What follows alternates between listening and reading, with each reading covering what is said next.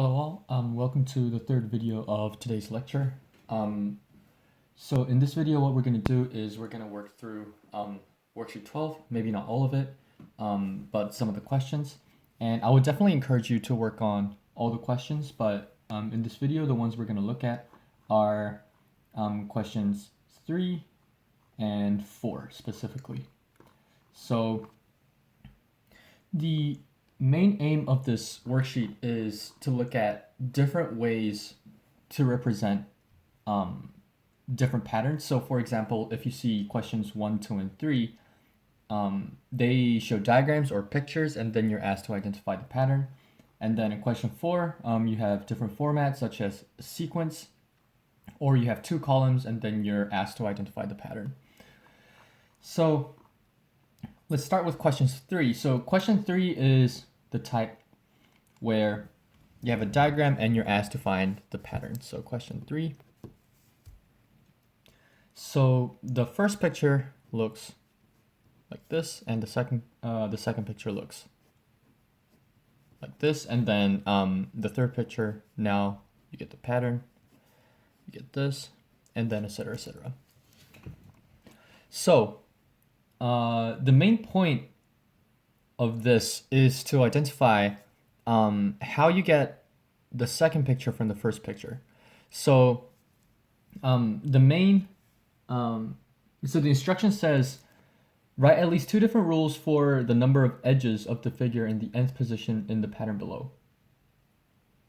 Okay, so for that one, in the first one, you can see that there are 4 edges. So the first number is 4. Now, what you can do is you can indeed count all of them and then be like, oh, this has 7 edges, and then you can be like, oh, this is 10 edges, or look, 4, 7, 10. And there's an arithmetic sequence. But what you can also do is look at what changed from the previous picture. So in the second picture, what you can see is from the previous picture, you added 3 edges, right? So you can actually realize that from the previous picture, you're simply adding 3 edges. And the same applies to the third picture, because from the previous thing, you're simply adding 3 more edges. So from here, you can immediately see that this is going to be an arithmetic sequence with a common difference of 3. So just to fill in the rest of the details. So this is what it looks like. So write at least 2 different rules for the number of edges of this figure in the nth position in the pattern below. So 2 different rules we basically know. 2 of them, one of them is explicit and the other one's recursive, so might as well do that. So explicit and recursive. Okay, in this case it seems like recursive is easier because it's much easier to identify the relationship between a certain term and the previous term. So in recursive, we have 2 lines. The first line is to say what the first number is, and then from here you can see that the first number is indeed 4. And then the next line is how nth term relates to n minus 1th term, and then you can see that the common difference is 3, meaning you get the next term from the previous term by adding 3. So yeah, this is one rule which tells you how to get an, or the nth term of the sequence. For the explicit, you know that we have a formula for arithmetic sequence, and that is going to be a plus n minus 1 times d, which is going to be, just substitute the numbers in. A is going to be the first number, which is 4. D is the common difference, which is 3. So we have 4 plus n minus 1 times 3. And then you can actually simplify this so that you get 3 times n minus 3 once you expand this, and then plus 4. So your final answer becomes 3n plus 1. And this is going to be the nth term. Sweet, so that's question 3. Question 3, I would say, was on the easier side because it's asking for the number of edges. But if you look at question 2, it's going to be a little different because question 1. Let's look at question 1. Question 1 is going to be a little different in a way that instead of asking for the number of edges, it's asking for the perimeter of each shape. Now this is going to be very different. Let's see how drastically different this is. So looking at question 1, so the first figure, sorry, I'm not the best artist, so this is the first, this is the second, and then I'm just going to draw up to the third. Just making sure that they're all hexagons and like not pentagons or like heptagons or anything. All right, sweet. So this is the first figure, second figure, and third figure. All right, getting the perimeter of the first one is not too hard. It's just the number of edges of a hexagon, which is 6. Now for the next one, you might fall into a trap saying, oh look, we simply just added 5 edges, so the perimeter must be 6 plus 5, which is 11. But this is a trap in a way that once you just add 5 and just say that they're 11, they're actually 11 edges, but the perimeter doesn't actually count this. You know, because like perimeter is the length of the outside, and this is definitely not one of the edges that are on the outside. So what's happening here is after you add 5, you're actually subtracting this one edge that is adjacent to 2 hexagons. So what you do is you start with 6, and then you notice that you indeed add 5, but then from the perimeter you actually have to subtract 1. Or sorry, from 11, in order to get the perimeter, you're actually supposed to subtract 1. So to get to the next one, what you're doing is you're actually adding 5 and subtracting 1, which is the same as adding 4. And then same thing goes for here, because from this shape, which is these 2 hexagons, again, you're adding 5 edges, and you have to subtract this inner edge, because this inner edge does not count towards the perimeter. So again, you add 5 and subtract 1, which is the same as adding 4. And from here, you can actually see that this becomes an arithmetic sequence. So just to fill in the blanks, so there are 10 edges on the outside, so the perimeter is 10. And for this one, the perimeter is going to be 14. Sweet, and then from here, it says write at least 2 different rules. You know what they are. Explicit. Well, okay, so it says either 2 explicit, 2 recursive, or 1 explicit, 1 recursive. I wonder how you would write 2 different rules. I guess like one of them would be, you know, like saying that the common difference is 4. So let's try this. Okay, so explicitly, we can use the formula a plus n minus 1 times d, which is indeed 6 plus n minus 1 times d, which is plus 4.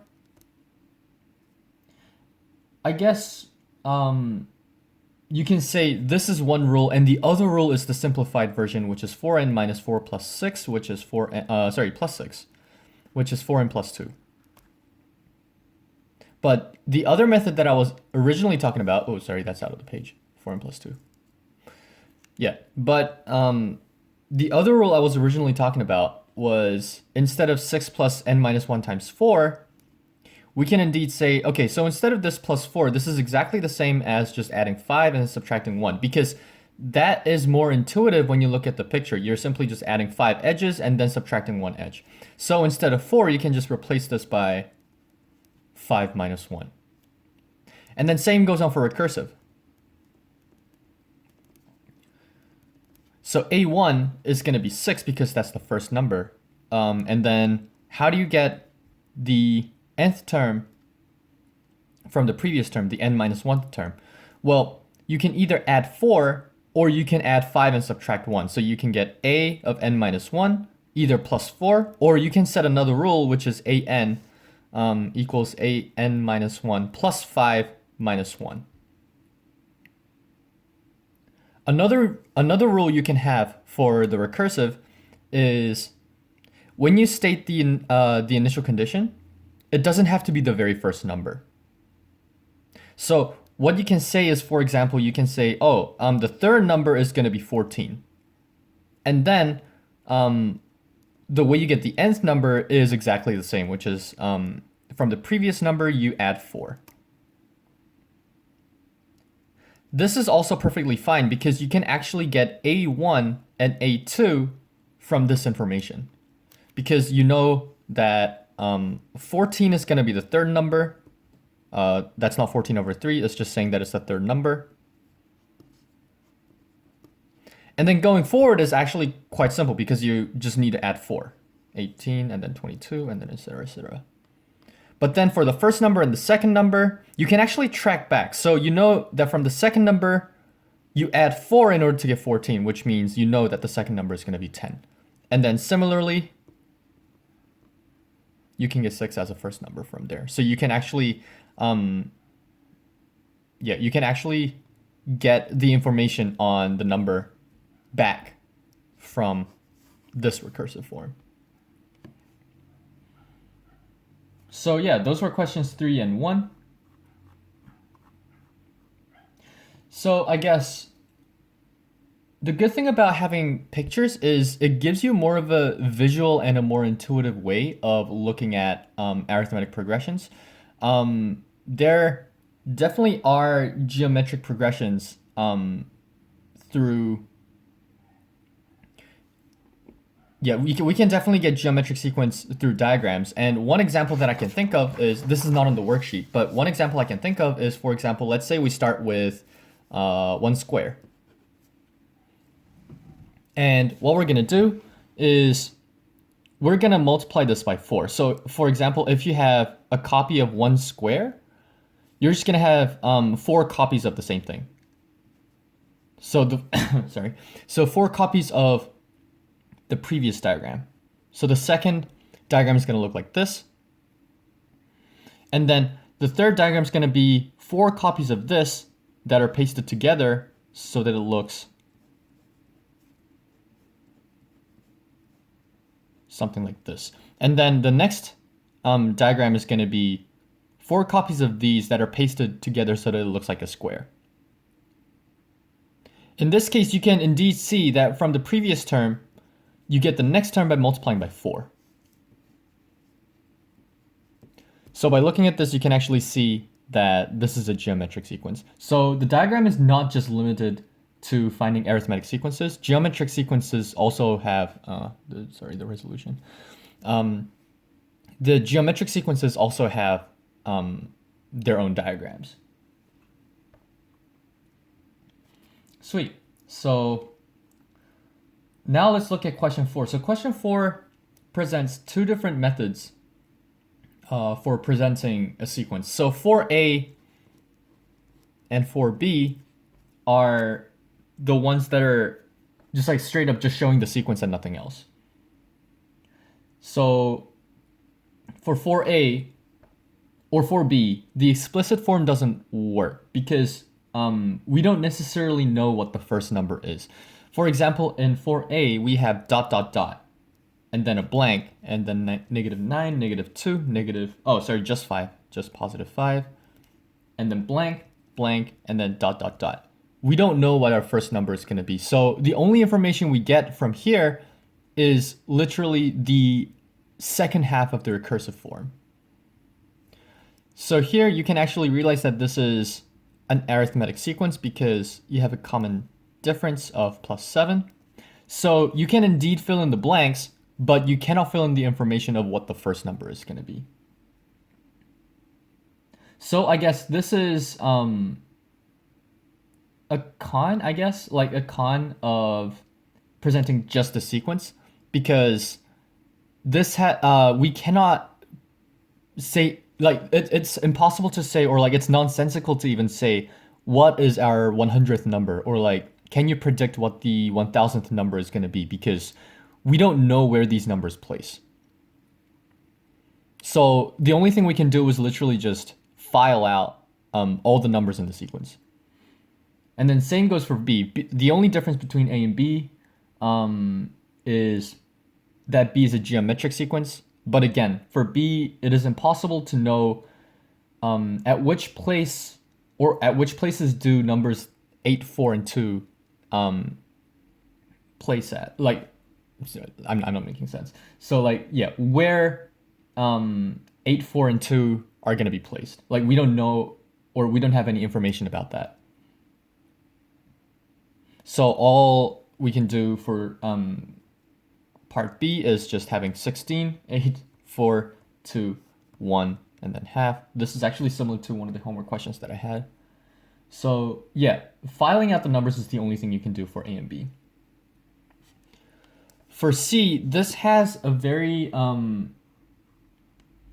unique characteristic in a way that you have two columns.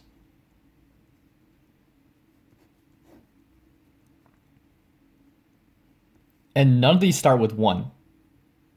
Oh, whoops, that's a 6. None of these start with 1. So usually what we had was we had 1, 2, 3, 4, and then we fill in the numbers. But here we don't actually have 1, 2, 3, 4. So what we're doing is we're actually looking at the relationship between this column and this column. So this one's going to be a little more challenging. So let's call the left numbers x, and let's call the right numbers y. So the left numbers are going to be 0, 5, 10, and a blank, 3, 4, blank, and 6. Well, these are not going to be too hard because 3, 4, something, 6, that something ought to be 5. And 0, 5, 10, these are just multiples of 5. So the next number is going to be 15. All right, to find the relationship between x and y, it's going to be a little different. So let's have another column, and let's have this. Let's do y minus 3. So y minus 3 is going to be 0, 1, 2, and 3. Now, instead of looking at the relationship between x and y, is it possible to find the relationship between x and y minus 3? Sure. So if we actually look at them vertically, so we have 0, 1, 2, 3, and 0, 5, 10, and 15. Now you can see, whoops, that's out of the page. You can see the relationship immediately, right? You can get x from y minus 3 by multiplying by 5. So the relationship that we're interested in is x is equal to y minus 3 multiplied by 5. So one good thing about having two columns is it doesn't have to be limited to, having the typical 1, 2, 3, 4. These numbers can be anything as long as they're in a pattern, and then you can actually find a relationship for those. Sweet. So other than the questions that we went through, I encourage you to work on other problems as well. And again, if you have any questions, you should email me. And this sums up the lecture for today. And the next set of lectures will be uploaded on Wednesday. And also, I will grade your homeworks, and you should be able to see the grades on Canvas. And yeah, I hope you stay safe again. And I'll see you on Wednesday.